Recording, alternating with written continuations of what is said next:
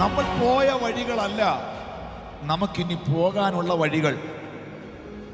നമ്മൾ ഇപ്പോൾ പോകുന്ന വഴിയല്ല ദൈവം നമ്മളെ പലരെ കുറിച്ചും ആഗ്രഹിക്കുന്ന വഴികൾ. അതുകൊണ്ടാണ് സദൃശ്യവാക്യം 14:12 ശലോമോൻ പറയുന്നത്, ഒരു വഴി മനുഷ്യന് ചൊവ്വായി തോന്നും, അതിൻ്റെ അവസാനമോ മരണ വഴികൾ തന്നെ. ജീവനിലേക്കുള്ള വഴി ഇവിടെയുണ്ട്, മരണത്തിലേക്കുള്ള വഴി ഇവിടെയുണ്ട്, രക്ഷയിലേക്കുള്ള വഴി ഇവിടെയുണ്ട്, സ്വർഗത്തിലേക്കുള്ള വഴിയും നരകത്തിലേക്കുള്ള വഴിയും ഇവിടെ തന്നെ ഉണ്ട്. അതുകൊണ്ടാണ് സങ്കീർത്തനക്കാരനായ ദാവീദ് ദൈവത്തിന്റെ സന്നിധിയിൽ 27-ാം സങ്കീർത്തനത്തിന്റെ 11-ാമത്തെ വാക്യത്തിൽ ദൈവസന്നിധിയിൽ അഭിഷിക്തൻ പ്രാർത്ഥിക്കുന്നത്, നിന്റെ വഴി എന്നെ കാണിക്കണമേ, എന്റെ ശത്രുക്കൾ നിമിത്തം നേരെയുള്ള പാതയിൽ എന്നെ നടത്തണമേ.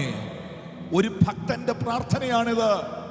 ദൈവമേ, എനിക്ക് ബോധിച്ച, എനിക്ക് തോന്നിയ വഴികളിൽ ഞാൻ യാത്ര ചെയ്താൽ അതെന്റെ പരാജയത്തിന്റെ വഴികളാകും, അതെന്റെ തകർച്ചയുടെ വഴികളാകും.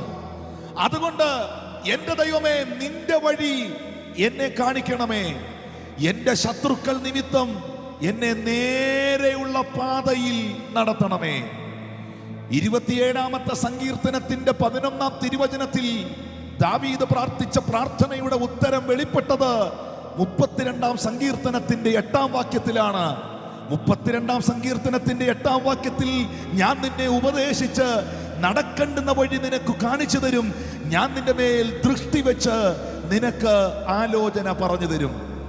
ദൈവമേ, നിന്റെ വഴി എന്നെ കാണിക്കണമേ എന്ന് ദൈവത്തോട് പ്രാർത്ഥിക്കുവാൻ തയ്യാറായാൽ, ഞാൻ പോയ വഴികളല്ല, ഞാൻ പിന്നിട്ട വഴികളല്ല, ഇനി ഞാൻ പോകുവാനുള്ള വഴികൾ, എന്റെ വഴി, എന്റെ ഭാരം യഹോവയിൽ ഭരമേൽപ്പിച്ചാൽ, അവനിൽ തന്നെ ഞാൻ ആശ്രയിച്ചാൽ അവനത് നിർവഹിക്കുമെന്നുള്ള ബോധ്യം അകത്തുള്ളവർ പ്രാർത്ഥിക്കണം. അപ്പാ, അവിടുത്തെ വഴി എന്നെ കാണിക്കണമേ.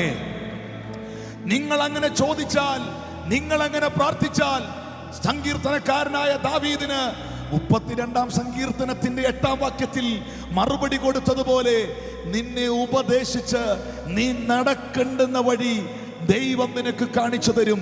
നിന്റെ മേൽ ദൃഷ്ടി വെച്ച്, തുടർന്നുള്ള നാളുകളിൽ നിന്റെ മേൽ ദൃഷ്ടി വെച്ച് അവൻ നിനക്ക് ആലോചന പറഞ്ഞു തരും.